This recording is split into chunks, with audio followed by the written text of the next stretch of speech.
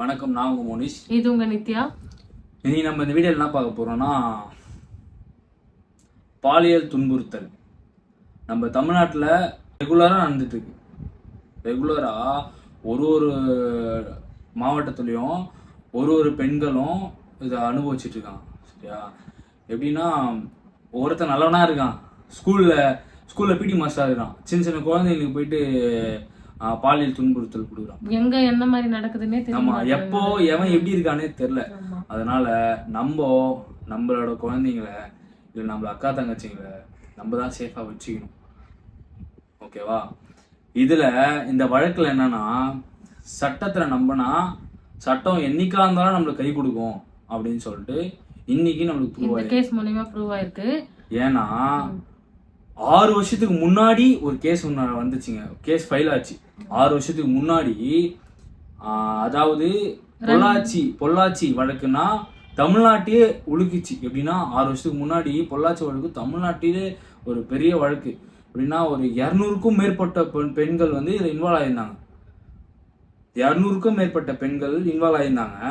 ஆனால் ஒருத்தரும் முன் வந்து இதில் நான் கேஸ் ஃபைல் பண்ணுறேன், வழக்கு ஃபைல் பண்ணுறேன் அப்படின்னு சொல்லிட்டு யாருமே பண்ணல.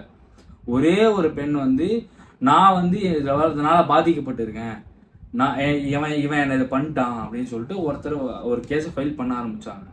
அதை தொடர்ந்து 7 பேர் வந்து தானா முன் வந்து கேஸ் ஃபைல் பண்ணிட்டாங்க. கேஸ் ஃபைல் பண்ணி அது விசாரிச்சாதான் கிட்டத்தட்ட 200க்கும் மேற்பட்டோர் இந்த மாதிரி பாதிக்கப்பட்டிருக்காங்கன்னு சொல்லிட்டு தெரியுது. அது நம்ம தமிழ்நாடு அரசுல இருந்து சிபிசிஐடிக்கு இந்த இதுவும் மாத்திட்டாங்க. கேஸை வந்து அந்த சைடு மாற்றி விட்டாங்க. அதை மாத்தினா இன்னைக்கு அந்த கேஸோட ஜட்ஜ்மெண்ட் வந்திருக்கு. அந்த ஜட்ஜ்மெண்ட் பற்றி தான் நீங்க பார்க்க போறோம். நீதி வழங்கும் போது அண்ணன், தம்பி, சொந்தம், பந்தம், பணக்கார, ஏழை எதையுமே பார்க்க கூடாதுடா. கோயம்புத்தூர்ல இன்னைக்கு மகிழா கோர்ட் நீதிபதி நந்தினி தேவின்றவங்க வந்து பாலியல் வன்கொடுமை வழக்குல வந்து இன்னைக்கு ஜட்மெண்ட் கொடுத்துருக்காங்க. அதாவது பொள்ளாச்சி கேஸ் 2019 நடந்த கேஸ்க்கு வந்து இன்னைக்கு வந்து ஜட்மெண்ட் ஆயிருக்கு. இதுல வந்து 76 விதமான கேஸ் வந்து இந்த அக்யூஸ் மேல, இந்த 9 பேர் மேல வந்து ஃபைல் பண்ணிருக்காங்க. நீ என்ன தப்பு வேணாலும் பண்ணலாம், எந்த கட்சியில வேணா இருக்கலாம், ஆனா வந்து எல்லாரும் சமம். சட்டத்துல எல்லாருமே சமம் தாங்க. எல்லார் மேலேயும் வந்து நாங்க வந்து ஆக்ஷன் எடுப்போம், யாரா இருந்தாலும் வந்து நாங்க தண்டனை கொடுப்போம்னு சொல்லிட்டு இன்னைக்கு வந்து நிரூபிச்சிருக்காங்க. என்னன்னா, இது வந்து சிபிஐ வந்து விசாரிச்சு 1500 பேஜுக்கு வந்து ரிப்போர்ட் ஃபைல் பண்ணிருக்காங்க இந்த அக்யூஸ்டுங்களுக்கு எதிராக. எல்லா வீடியோலயும் வந்து அவங்க ப்ரூஃப் ஆயிருக்கு, இவங்க தான் வந்து இந்த தப்பு பண்ணாங்க அப்படின்னு சொல்லிட்டு. அதை வச்சு இந்த 9 பேருக்கும் வந்து ஆயுள் தண்டனை வந்து கொடுத்துருக்காங்க.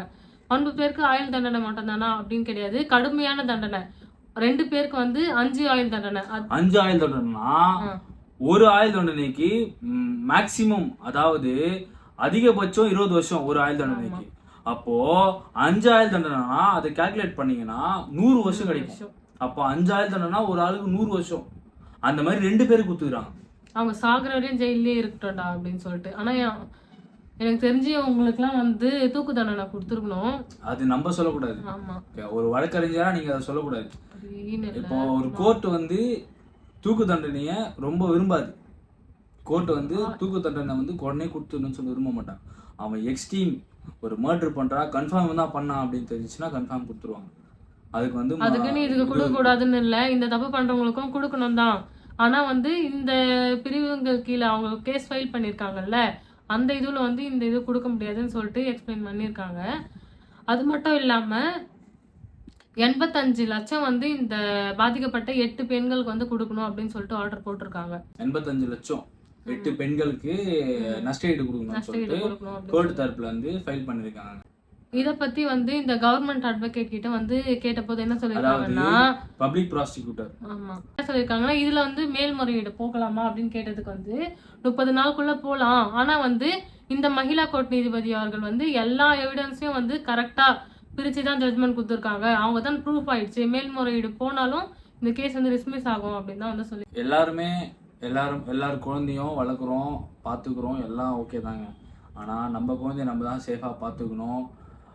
ஃபஸ்ட்டு காதல்னு ஆரம்பிக்குங்க. இந்த ஜென்ரேஷன் காதல்லாம் அப்படி தாங்க போயிட்டுருக்கு.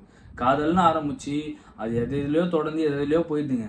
அதனால நீங்கள் உங்கள் குழந்தைங்கள ஃப்ரெண்ட்லியாக பேசி உங்கள் குழந்தைங்கள நீங்கள் கஷ்டத்தை நஷ்டத்தை எதுவாக இருந்தாலும் நீங்கள் குழந்தைகிட்ட வந்து கேளுங்க. ஃபஸ்ட்டு கேட்டனாலே அந்த குழந்தை வந்து உங்களை ஃப்ரெண்டாக உங்களை ட்ரீட் பண்ண ஆரம்பிச்சிச்சுனாலே அந்த பொண்ணு வேற எங்கேயும் அந்த அன்பை தேடி போகாது. சரியா? அதில் தான் ஸ்டார்டிங். அந்த பாலியல் துன்புறுத்தல், பாலியல் அந்த யூஸு அதெல்லாம் அதுதாங்க ஸ்டார்ட் ஆகுது. அதனால் நம்ம குழந்தை நம்ம தாங்க சேஃபாக வச்சுக்கணும். ஆனால் சட்டத்தை நம்பி போனால் சட்டம் நம்மளை சும்மா விட்டுறாது, நம்மளை கை விட்டுறாது. நீதி வந்து என்னைக்கா இருந்தாலும் கிடைக்கும் அப்படின்னு சொல்லிட்டு இந்த வழக்கு வந்து ஒரு சாட்சிங்க. எப்படின்னா 6 வருஷத்துக்கு கழிச்சு இன்னைக்கு வருதுங்க. இன்னைக்கு 6 வருஷம் கழிச்சு ஒரு லேடி ஜட்ஜு இதை வந்து இன்வெஸ்டிகேட் பண்ணி அவங்க தீர்ப்பு கொடுக்குறாங்க. அப்போ என்னைக்கா இருந்தாலும் நம்மளுக்கு அந்த இது நீதி நம்மளுக்கு கிடைக்கும். சட்டத்தை நம்பி வாங்க, சட்டம் தன் கடமையை செய்யும்.